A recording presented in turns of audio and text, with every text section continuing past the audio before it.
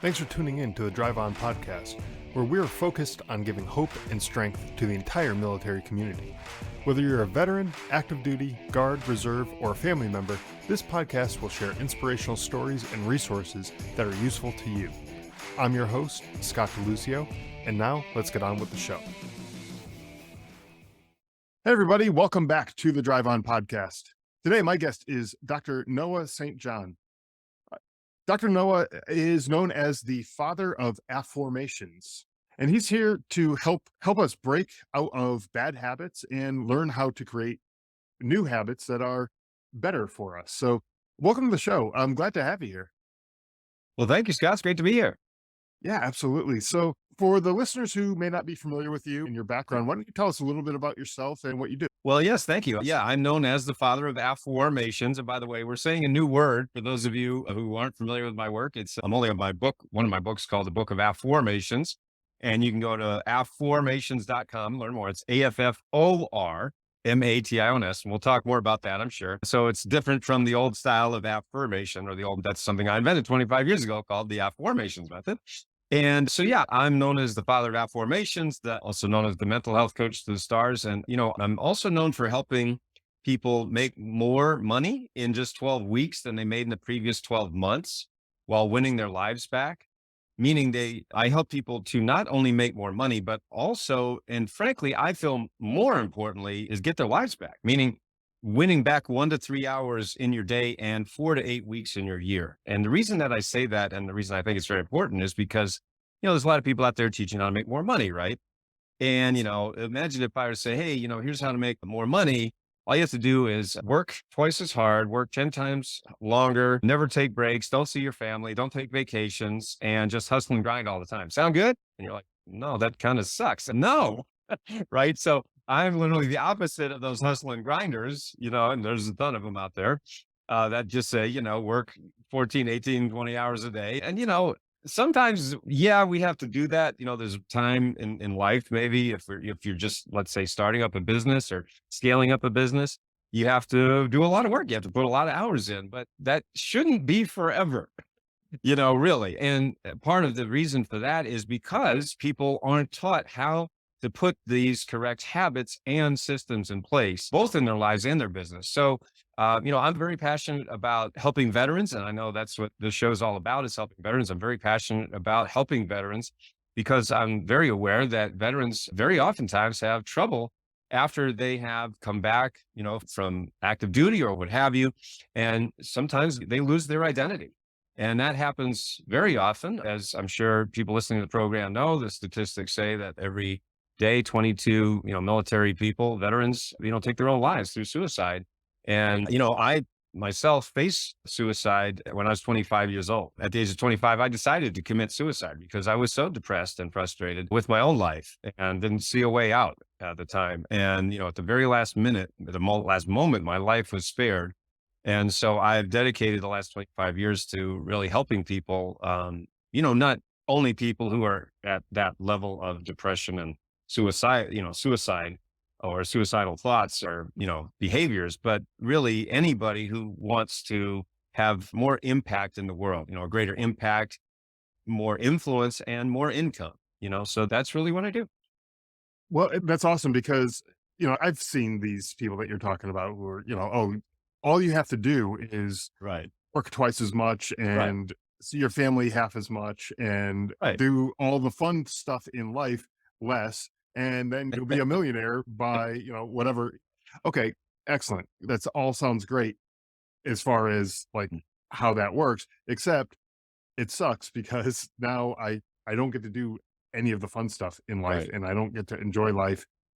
What's That's the right. point? If I, That's I'd rather have a lower income and enjoy life than basically sleep at work and never see my family and never do anything fun and have all the money in the world because Mhm. like what good is that money if I What's the can't point? do anything Exactly. with it, right? Right. But this is more than just money. And you got to that too, because ideally we'd like to help people before they get to that point where you and so many other people were at, where they were ready to just end everything and just call it quits. Because, when you're so frustrated with life, you don't see a way out of whatever the situation is that you're in. And you're just going down this deep, dark hole, sometimes it seems like there's no way out. So if we can Yep. prevent people from even getting to that hole or getting Yes. in that hole or anything like Yes. that, then, maybe we have a situation where we can help those people and they don't even see the hole and they don't even get to that point. So let's talk a little bit about, so you mentioned earlier the affirmations being a kind of a newer word, not the way that we usually talk about affirmations, but Mhm. affirmations. But why don't you talk about that word and what it means and how that applies here in this conversation? Absolutely. So again, I'll show you. This is one of my books called the Book of Afformations. You go to AFORMATIONS, Afformations, just like it sounds with an O, afformations.com, learn more about it.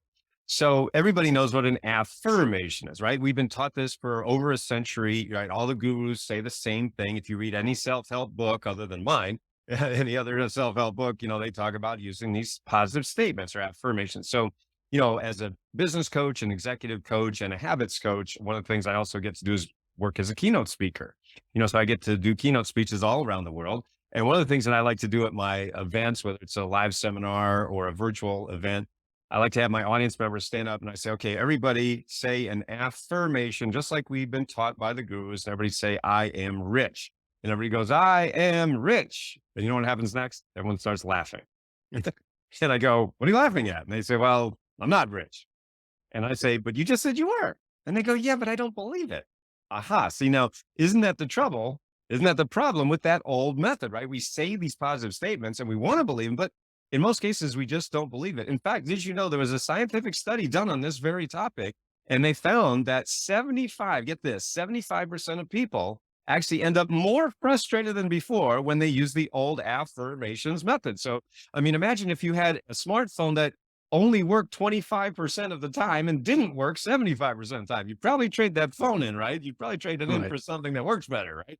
Well, that's what I invented. I invented a new type of phone, that works actually 100% of the time. And so that's what, I call the affirmations method. So what's the difference? So the affirmation, the old method, is you say these positive statements. I'm happy, I'm rich, I'm successful. And your brain goes, no, you're not. We just don't believe it. And so 25 years ago is actually April 1997. So over 25 years ago now, I was actually in the shower. I was thinking about this very topic because I've been reading all these books. They all say the same thing. And I did everything they said. And I had post-it notes. I'm happy. I'm rich. I'm successful. No, I'm not. I'm broke, unhappy, and miserable. Right. That was the reality. So I said, what the heck? What aren't they telling us? What are they leaving out? Right. It was so frustrating. And so I actually had this epiphany in the shower. I call it the shower that changed everything. And when I realized that the human mind actually responds automatically to something much more powerful than statements, and yet at the same time, simpler and easier and more effective. And what is that? Well, it's the power of empowering questions, right? And psychologists actually call this the embedded presupposition factor of the brain. Now, that's just a fancy way of saying when you ask a question, your brain searches for the answer. So I said, why are we going around making statements that we don't believe when the human mind responds automatically to something even more powerful? And it's already right there inside of us. And I said, okay, so what would that look like? So we've got this statement, I am rich, to which your brain goes, yeah, right, right. And so I said, if that's the statement, what would the question be? And then I said, why am I so rich? Why am I so rich? Now, when you ask that question, it sounds kind of funny at first, but then if you really ask the question, why am I so rich? What starts to happen in your brain? You actually start to search for the answer, right? Your brain automatically searches for the answer, just like you're doing a Google search, right? Or a computer, if you're searching for a file on your computer. Well, your brain's like a computer, your brain's like Google, and it literally has an infinite search engine right here between your ears every moment. And so you're searching for the answer. And by virtue of the law of sowing and reaping, which means as you sow, so shall you reap. But what are we sowing? We're sowing seeds of thought. And yet, what are most people doing? They're sowing lousy thought seeds. Thought seeds like, why am I so stupid? Why can't I get a job? Why isn't my business growing? Why can't I get more clients or customers or patients? Or why am I so fat? Why can't I lose weight? Why does nothing ever work out for me? Why is there more month left at the end of the money? Right. And when you ask lousy questions, what do you get? Well, you Lousy get answers. lousy answers. Right, exactly. You get lousy answers, and that creates a lousy life. So I said, what if instead of asking lousy questions that lead to lousy answers and create a lousy life, what if we just flip the whole thing on its head, start asking empowering questions that lead to phenomenal answers and create a wonderful life. And that's why in the shower that changed everything 25 years ago, I invented this method that I called, and I named it, the Afformations method. I actually trademarked that term. It's the official trademark of the United States government, Afformations. Again, it's Afformation, Afformations, Afformations.com. You can learn more about it. And I mean, since that time, over 25 years ago, I've taught my Afformations method to over 1 million people around the world. And we've helped people not only through my Afformations method, but through my other, formulas and methods as well, to literally add 6, 7, and even 8 figures to their business in record time, work less and make more. We've also helped people lose, weight, literally lose thousands of pounds collectively. Also find love. We've helped people find their soulmate, save marriages. We help kids. Kids love Afformations, but those of you listening who, have kids or nieces or nephews or whatever, grandkids, teach them about my Afformations method, because kids absolutely totally get it. They love it. And we have so many stories that people have sent to me about, they shared my Afformations method with their kids or grandkids or nieces and nephews. And, the kid starts to get better grades, start to feel more confident. We've had kids who, were on like a not so great road, and then they ended up going to college and getting scholarships. So, just incredible stories like this from literally all around the world as a result of using my Afformations method. Well, that's great. The flipping the questions around it almost, as you're describing it, remind me of the show Jeopardy, where you have to answer in the form of a question That's right. as opposed to just giving the answer, right? That's right. Whatever the statement is. And so it seemed like that. And so, I started thinking about the different thoughts that go through our heads every day and stuff that you mentioned. Why can't I lose weight? Why can't I do this? Why, these aren't maybe the right questions to be asking ourselves. But when you start changing some of those questions and making it into something that's a little more productive, then I started to see my brain just Hmm. digging around and trying to Hmm. figure out what the actual answer is. Because I could say, Hmm. why am I not making more money, or why am I not losing weight, or whatever? And I don't know the answer to that. I don't know, because things that I've tried don't work. I guess that's the answer. Like, those things don't work. Okay, but there's something out there that will work, and to figure that out. So maybe I need to ask a better question, get to the root of whatever it is that I'm trying to figure out. But a lot of times people end up feeling stuck.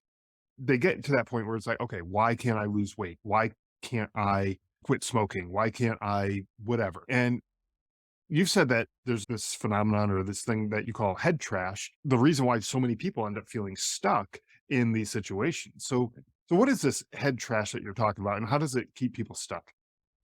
For everybody listening, I want you to think about your goals for a second, right? So, what are your goals for the next 12 months of your life, right? So, well, of course, people say, I want to make more money. I want to start a business. I want to grow my business. I want to get more clients or patients or, whatever it is that you do. I want to write a book. Maybe a lot of people say, I want to write books like you do. I've published, 19 books at this point. My 20th is coming out soon.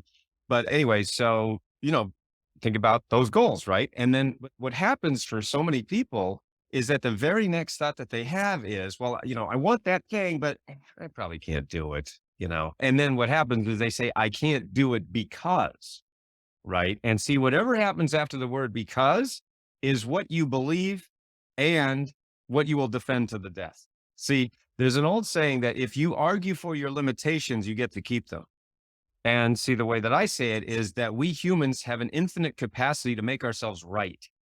And so the point is that if you believe that I can't do it because, and then people say, well, I can't do it because I don't have the money. I don't have the time. I can't afford it. I don't have the right connections. I don't know the right people. I didn't go to the right college, or, I'm too old. I made too many mistakes, or, I'm divorced, or, I have kids, or I'm a Martian, whatever it might be. People can find any excuse, right? And then you always make yourself right. See? And so you think about those goals, and then it's like, yeah, but why bother? You know what? I think I'll just go watch Netflix. And that's just one example of how these poor habits, which I call unproductive habits. See, there's really only two types of habits if you think about it.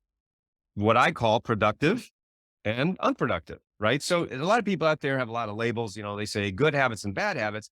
I don't agree with that, because what happens is that you just get into these labels. It's a good habit or it's a bad habit. But that doesn't really mean anything if you think about it. What you really want to start thinking about is this habit, is this thing that I'm currently doing bringing me towards my goals or not? Right? In other words, is it bringing me towards my goals, or is it actually bringing me further away from my goals? Or is it maybe just doing nothing and I'm just staying right where I'm right? So if it's bringing you further away from your goals or keeping you right where you are, I would classify that as an unproductive goal, right? So a classic example would be if my goal is to be healthy and yet I have a habit of overeating and smoking, is that gonna give you the thing that you want? Probably not, right? Or even eating junk food, right? Eating junk food, we all know what that means. We all know what it means to eat right and not eat right. We all know that. Nobody needs any more training on that, right? And so the point is, well, then why would we do that? Well, because what people don't realize is what a habit actually is. And this is why it relates to head trash, because the head trash says, well, I'll never lose weight. I've always been overweight. I've always been fat and I can't do it. Same thing with money. You know what? I came from a poor family. I was raised poor and I'll probably never have any money. So, that's it. That's the end for me. And I'll just, make do with what I got. And, I understand that because I grew up poor in a rich neighborhood. And so I had a very unique, interesting, childhood because most people either grow up rich in a rich neighborhood or poor in a poor neighborhood. Well, I grew up poor in a rich neighborhood. So I got to see the vast chasm between the haves and the have-nots. The haves was everyone else in the community. The have-nots was my family, right? And we'd probably all heard, motivational speakers or whatever, or gurus get on stage and they say, well, we were poor, but we were happy. We didn't know we were poor. Well, my family, we freaking knew we were poor because my mother, bless her heart, reminded us every day that we were poor and miserable. So no, it wasn't happy. It sucked. And so I hated that life of poverty. That's what I grew up in. But I saw right down the street, there's great wealth and abundance. So for my whole life, I'm like, how the heck do I get from here to there? And that's what all of my work has been about. So, it's not like I grew up with a silver spoon in my mouth. I don't think I even had a spoon. It was plastic. But anyway, that's what I'm trying to say is that if you want to have something better in your life, which, right, we all do. But what happens is because of this head trash that I'm talking about, and I mean, let's face it, I've basically written 20 books on this one subject, how to take out your head trash. And I mean, in fact, I'll just show you one. I won't show you all my books, but here's another one that you can get for free. It's called Get Rid of Your Head Trash About, everybody can get this book for free. It's sendmeabooknoah.com. Very easy to remember. Sendmeabooknoah.com and I'll send you a book. The book is free. We just ask you to cover the shipping. But the point is that the head trash is in fact the thing that's keeping so many people stuck. But what's happening out there is that people are just focused on the symptoms rather than the actual root cause, right? So it's like kind of going to the dentist, right? Imagine if you have a toothache, right? And you're like, oh man, my tooth really hurts. So what do? You go to the dentist, right? And you're like, can you check this out, man? This really hurts. And he's like, yep, you got a cavity. And you're like, okay. And he says, all right, well, here's some painkillers, just take some pain pills and make you feel better. And you're like, well, wait a minute. Wait a minute. All you're doing is masking the symptom, right? The symptom is called pain, right? But all of us have pain in different areas, but pain is always a symptom. Pain is always up here, right? So if you're like, well, the pain is, I'm lonely. The pain is I'm overweight. The pain is I'm not making the money I want to be making, right? So we have pain in these areas of life, whether it's health or wealth or relationships or whatever it might be, right? But that's only a symptom. Pain is a symptom. The point is we have to look at the root cause, at what's actually causing the pain, right? Even though it might not be fun to get a root canal, at the moment, it's probably better than just taking a pill because otherwise, you might lose not just one tooth, but a whole bunch of teeth. That's a good example. That is a good example. And just masking the symptoms, like you said, just taking the pain medication to solve the toothache is not solving the root cause No. of the problem. Right. And a lot of times, yeah, we have problems in our lives and we are addressing the symptoms, but we're not addressing That's the right. root cause, right? And that is just as helpful as taking the pain medication, which, maybe temporarily that might be Right. something you need to do until that Right. root cause is addressed, right? Because, Right. maybe you can't get an appointment at the dentist for, it's over the weekend. They're not in the office. You can't, yeah, you're going to need to take the pain medication until that root cause can be addressed. But Let's again, get it fixed as quickly as possible is the message. yeah, That's the point. you want to be in there as soon as possible to That's get right. that addressed. So that way you don't have to be on pain medication for the rest of your life, or whatever the cure is for the symptom of the thing that you're dealing Well, with. And to do that forever. this is why the personal growth industry is primarily focused on symptoms, right? They're focused on symptoms, meaning like, hey, if you're not reaching your goals, then you need to get motivated. Come on, set your goals and think positive, and you can do it. And that's going back to the hustle, work and hustle and grind. And you're like, that's all symptoms. It's all up here. The reason that my clients make so much money so quickly, or lose weight so quickly, or find love so quickly, is because we get to that root cause. That's why we get that hockey stick growth, as we like to call it. They're going along like this, and then whoop, I'll give you a quick example of that. I had one client who, in fact, I asked them this question. I said, how much do you think your head trash is costing you this year? His name's Charles, my client. I said, Charles, how much do you think your head trash is going to cost you this year? In other words, if you don't fix this problem, how much do you think you're going to lose this year? And he said, $1 million. He literally, without batting an eye, said, I'm going to lose $1 million if I don't take out my head trash. I said, okay, I tell you what, because he actually read one of my books, and he literally just found me on my website. He contacted me right away. He read one of my books and he said, Noah, I want you to coach me. I need your help on this. So that's why I asked him, how much is it costing? He said, $1 million. I said, I tell you what, you give me just 10% of that $1 million, and I will get you that $1 million this year. I'll find you that $1 million. So I said, if you give me $1 and I give you $10 back, is that a good deal? He goes, yeah, that's a great deal. I said, okay. So he paid me 10% of $1 million. That's $100,000. He paid me $100K to coach him. Well, in 1 year, we've been coaching now for actually about 10 months. We've already added over $1.5 million to his business. So you talk about hockey stick. Okay. And I mean, if you go to our website, you'll see lots and lots of examples of hockey. I mean, people going from $60,000 in debt to a 6-figure income in less than a year, from $5,000 a month to $75,000 a month, from $4 million a year to $20 million a year. I mean, just so many stories like this. Do you think I could have done that if I just said, come on, work harder, set your goals, think positive, you can do it? It's like, oh my God, really? None of that is wrong, but it also doesn't really help. So that's why we get to the cause, and that's what hockey stick. Yeah, and a lot of times when you use that mindset of just work harder, you're doing the thing that isn't creating the growth. You're just doing Exactly. more of that. And That's right. That's right. and it doesn't matter what the goal is. It could be growing your business, it could be quitting Mhm. smoking, it could be losing weight, it could be Mhm. finding another job, whatever it is. It, if you're just doing the same thing that you've always done, and you're just doing it harder, like, it doesn't necessarily make it better, right? No, it doesn't. It's like, my car is making a clunking noise. Well, let me just press the gas a little harder and see if that clunking noise will go away. Like, maybe the sound of the engine will just drown it out. And Right. Or turn the radio doesn't- up. That's even better. Just turn the radio Or up. that. Now I can't hear it. There you go. That's Yeah, good. exactly. It doesn't mean that the problem's gone away. It's still there. It's just That's right. you aren't Massive. noticing it.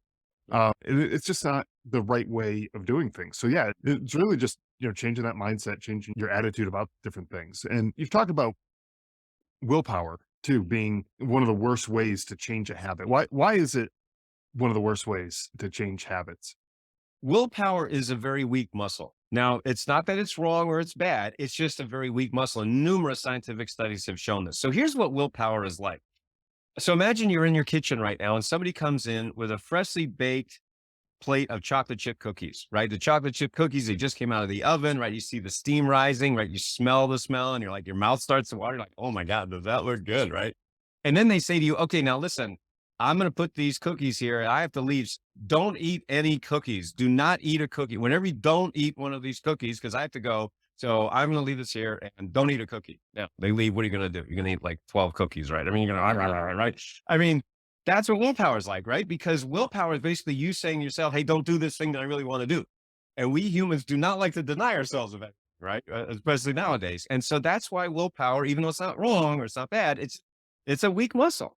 And so the point is rather than that, one of the things that I teach my clients to do is work with what a habit actually is. See, we weren't trained this. We weren't taught what is a habit. Well, believe it or not, a habit is just 5 stages or 5 elements: the cue, routine, the reward, the craving, and belief. Now, very quickly, what that means is you have the cue, which is the trigger that happens in your life, right? Then you have the routine. That's what you do when that trigger is cued. Then you have the reward that happens in the brain. Then you have a craving that happens in the brain. So that's why you keep doing this habit. And then the final stage that happens is a belief about your ability or about the habit itself. So let's take another example of procrastination. That's the number one habit that people say they want to break. No, I really want to do all this. I've got my goals. I write them down all the time. I focus on them, but I just keep procrastinating, and I can't get anything done. There's so many distractions out there. I can't focus. I'm like, no kidding. Right. And yes, we live in a world of infinite distractions right at our fingertips, right? At every second, we have these machines of infinite distraction called our smartphones. And, and of course, the social media platforms, for example, they have engineers and people there that are working the algorithm to keep you addicted to that platform so they make more money so they can show you more advertising. That is their entire job. That is their entire existence, is to keep you addicted so they show you more ads so they make more money. That is it. Okay. They're not designed to, help you in any way. Right. And so just knowing that sometimes can help people to, break that addiction to their smartphone or to their screens, for example. Anyway, so the point is, think about procrastination. That's the habit, right? Again, I don't think there's too many people that would argue that procrastination is a productive habit, right? In other words, something like I talked about earlier, that's bringing you towards your goal, right? For most people, and it's an unproductive habit. Boy, I really should do this, but you know what? I think I'll go watch Netflix, or I think I'll just scroll social media for a while. Hello, you just wasted all that time. And like we talked about earlier, time is the most valuable resource because it can't be replaced. All of Bill Gates' billions can't buy 1 minute of yesterday. All right. So if you look at that habit, the trigger is you think about doing something you should do. You know that it would actually help you. That's what the irony of procrastination is. It's not just not doing something. It's not doing something that would actually help you, that would benefit you. Then the routine is you do something else, right? You think about the thing and then you do something else, right? But then what happens is you have the reward in the brain that says, aha, I'm safe, right? And your brain is designed to keep you not dead. That is your brain's main job, keep you not dead. So the brain, and one great way to keep you not dead is to make sure you don't do anything scary, right? Because in ancient times, right, if you did something, if you felt that fear, it could be a saber-toothed tiger in the bushes, right, coming out to eat you. Well, there's not too many saber-toothed tigers running around nowadays, but we still have those same fears in our brain, right? The brain hasn't, I'm talking about the ancient brain. I'm pointing to my head back here. It's the ancient limbic brain, not the frontal cortex, the communication part of the brain and so forth. Anyway, so that's the reward. It's like, oh, I'm safe. I didn't die. Great job, me, and then the craving is for safety, right? And that's why people don't face their fears so many times. And then the belief becomes, I can't do it. Oh, wow. What did I just talk about? Head trash. I wonder where head trash comes from. Do you see how this all works together? You see why willpower won't do really anything here in this situation. It doesn't do anything. It's like, come on, do it. And you're like, and you're like, oh, forget it. It's tiring. It's exhausting and it doesn't work very well. So what I teach my clients to do is very simple. Number one, understand what the cue is that triggers this habit. Number two, we just change the routine. All we do is swap out a new routine, right? You say, okay, well, if I have this thing and I go watch Netflix, how about just do one simple thing? Just let's say it's make a phone call.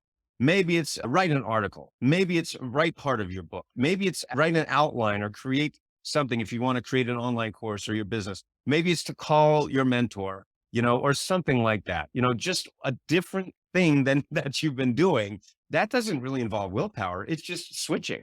And then using my affirmations method, that's how we can start to change the belief. Rather than saying, I can't do it, you say, why can I do it? Why did I do it? Why am I able to do the things that I set my mind to? Now, just switching those things, you see how simple that is? And it can be very quick. This is one example and one reason, frankly, why we're able to get this hockey stick growth for our clients, because you're like, man, this doesn't have to be so hard. It does. In fact, it's probably easier than what you're doing right now. And that's what's so nice about it. And I'm guilty of this too, procrastinating. I found myself sitting right here in this spot, looking at this screen that I'm looking at Yep. right now, Yep. knowing that there is something I need to be doing, but I put it off. I choose to do something else, and I end up wasting time, wasting, Mhm. a half hour, an hour, whatever it is, doing something else when I Yep. could have been doing that other thing that brought me closer to whatever the goal was that I was trying Mhm. to get towards. Mhm. And looking back on it, obviously, that was not helpful in any way, shape, or form. It wasn't helping me achieve any of those goals that I had. A- And the thing is, when you work towards achieving a goal, once you reach that goal, now you're able to move on to that next goal and do that next thing, which is like the hockey stick growth that you're talking about with anything, whether it's Mhm. weight loss or how fast you quit smoking or whatever. If you Mhm. are working towards that goal, you're going to see that growth or Mhm. that decrease in other cases, if it's a Right. loss kind of That's thing, right. like a weight loss kind of thing. Right. Um, you're going to see that much quicker Mhm. if you continue to work towards it. And procrastination, I know for me in my life, it had been a pretty significant issue. And, you're just working towards a goal helps you overcome that thing. Sometimes that thing it's scary because you're Yes. unsure of yourself. That's You're doubting yourself, like, oh, I don't know if I can actually do this, so I'll that's do right. something else instead. And Because it's safe. Like I was just talking about, it's safe yeah, and you don't exactly. die. See, I mean, that's what your brain literally Right, says to yourself. It's you talking to you. You're like, see, I didn't die. You're right. welcome. But meanwhile, your other brain's going, hello, I'd like to make money. Yeah, And your brain's like, I don't care. We're not dead. Shut we're up. not dead. We can Shut worry up. about money That's not tomorrow. right. That's your It's problem. That's not my problem. yeah, yeah, Isn't it exactly. funny? We have all these different brains in there with different agendas. So it's basically a matter of who wins. But one of the things I just want to say quickly is that, one of the things that I work with my clients on is we call it the three pillars of transformation. And that is having the right plan, the right tools, and the right support, right? The right tool, or excuse me, the right plan, which is what to do. Right. So like, in my books and my coaching and my courses, I give you that. I give you the right plan and I show you what to do. I show you what to do and how to do it. I mean, I show you different tools and things like that. And then of course, I give you the right support, and a lot of times, as a coach, as a mentor, one of my biggest jobs is believing in people before they believe in themselves. Right. Because a lot of people have gone through trauma or loss. I mean, everybody has, right? I mean, you get to a certain age in life, it's pretty hard to not have loss or trauma or pain or whatever. So, people have been beat up or just traumatized, whatever, by life, by things. And so, getting that support is so, so crucial. And then the fourth element of transformation is taking the right action. See, it's like, if you hired me because I was the best personal trainer and you say, hey, no, I really want to get in shape. I want to have six pack abs. So, I hear you're the best trainer around. So, here's the money and can you train me? I said, sure. And then you say, hey, Noah, by the way, can you do my sit-ups for me so I can get six pack abs? Like, well, that would be great, wouldn't it? Wouldn't it be nice to hire somebody to do our sit-ups and we get the six packs? That would be awesome, right? I haven't figured that one out yet, but I'd be a billionaire if I could do that one. Yeah, all right, I'll do your sit-ups and you get six pack abs. But what's so funny is that's what a lot of marketing is, right? They say things like that. It's a magic pill. It's a silver bullet. And it's like, no, sorry, those don't exist. Gosh darn it. So, but having the right plan, the right tools, and the right support to me is really the crucial elements of that transformation. And then we just say, listen, if you just take a few actions every day, it's probably not probably, it's definitely going to give you more productive results than what you're doing right. And at the end of the day, it'll develop a little bit more self-confidence, so That's right. Oh, if that thing absolutely. that you're Yes. doing or that you're procrastinating, Right. from is because you're unsure of yourself, you're That's not right. sure of your abilities and whatnot. That's right. Once when you do that thing and you accomplish the goal, you'll be a little more confident in Absolutely. whatever it is that you're trying to do, and you'll be more likely to do it again the next time and push yourself outside of your comfort zone even more and accomplish even bigger and better things just by making some small little changes. And it doesn't have to be wholesale changes all today, day No, one, no. because I think that's completely unsustainable if you do that. Unless like something it just like triggered in your brain and you're just like, you know what? All junk food is gone forever and I'm never going to touch another piece of pie or cake or cookies or anything like that. I'll never eat it again. Okay. Well, God bless you. But, I think that's probably few and far between, especially after, recent holidays that we Right. just got through and stuff. Like there's Right. going to be food, there's going to be stuff like that. Other things are going to come up, right? Make some small changes. That every night you have a couple cookies before bed. Well, maybe don't do that for Right. bed, Right. and replace that with, I don't know, an apple or something, something that's healthier. And that will move you towards that goal. If your goal is weight loss or if your goal is to get more involved in, a networking group in your industry or something Mhm. like that. Well, instead of deciding to stay home and watch Netflix, force yourself to go out on that night when that group is meeting and go interact with those people and start making connections. And that's just one step closer. And yeah, maybe that's just a one-time deal and you're going to have to do that again and again. But once when you start to know those people, it's going to be a whole lot easier to get out and involved in that group, right? Absolutely. That's a great example. Yeah. So, I mean, there's just so many different things that we are stuck with. We have this head trash. We need to figure out how to get unstuck, break some of these bad habits. Again, you mentioned your books, your website, and all the resources that are available that you have. I will have links to all of those in the show notes. So that anyone who is listening wants to check out the books, wants to find out more about your coaching or anything else that you have to offer, they can find those links in the show notes. Is there anything else that you'd like to add for the listeners before we wrap up here? Yes, I do have one other resource I'd like to mention. It's called breakthroughwithnoah.com. And that is a video that I just released that really shows how I help my clients to, break through their income ceiling, break through, any head trash and get rid of that and really get that hockey stick growth. So that's breakthroughwithnoah.com. Very easy to remember. And there's a video training there. And I really encourage you to go watch that. It's a short video that really goes over my whole system in a very short and entertaining way.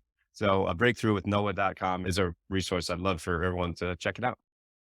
Excellent. Well, thank you, Noah, for joining me and taking the time to share affirmations and how we can break these habits that we've developed throughout our careers, throughout our lives, all these things that take place in our lives, how we can help to improve our situations and get rid of some of these habits. So thank you. It's been a pleasure speaking with you, and I appreciate you taking the time to come on. My pleasure. Thanks for listening to the Drive On podcast. If you want to support the show, please check out Scott's book, Surviving Son, on Amazon. All of the sales from that book go directly back into this podcast and work to help veterans in need. You can also follow the Drive On podcast on Instagram, Facebook, Twitter, LinkedIn, YouTube, and wherever you listen to podcasts.